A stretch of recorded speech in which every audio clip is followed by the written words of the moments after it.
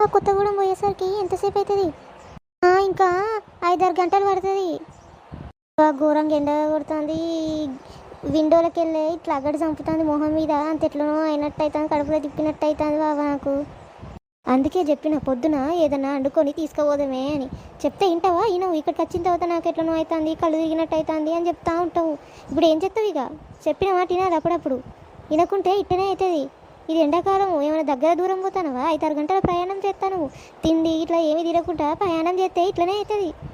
అయ్యో బాబా, తొందర బస్సు పోతుంది అనుకున్నా, నాకేం తెలుసు గింత లేట్ అవుతుంది.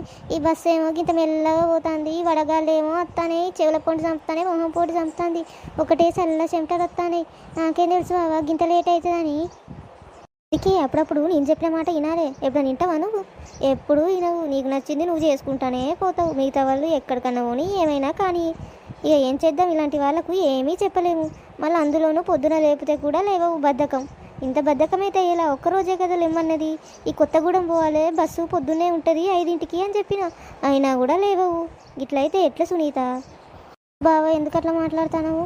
నేను లేచినా కదా, ఇప్పుడు బస్సు ఎక్కినా కదా, ఎందుకట్లా చేస్తానవు? ఎక్కినావు తినుగా బస్సు. చెప్పిన పొద్దున పూట ఏదన్నా రొట్టెలో లేకపోతే పోపన్నమో చేసుకొని పోదాం అనుకున్నా.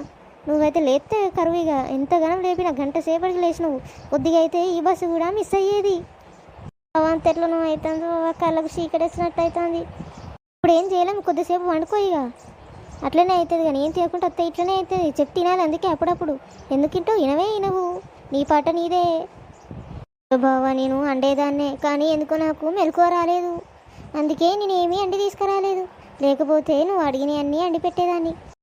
చాలు ఇక చెప్పచ్చు. నువ్వు పొద్దున 8ంటికి లేమంటేనే లేవావు, కానీ నువ్వు అట 5ంటికి అన్ని భోజనాలు ఇట్లా రెడీ చేసి తీసుకొచ్చావట నా కోసం, టిఫిన్ బాక్స్ పెట్టి. ఇక బాగానే చెప్పుకొచ్చినావు తీ. ఇక ఎంత బద్దకస్తురాలు, నేనెక్కడ చూడలేదు నిన్ను. ఇంత బద్దకమా సునీత నీకు? ఇంత బద్దకరాలు ఏంటి?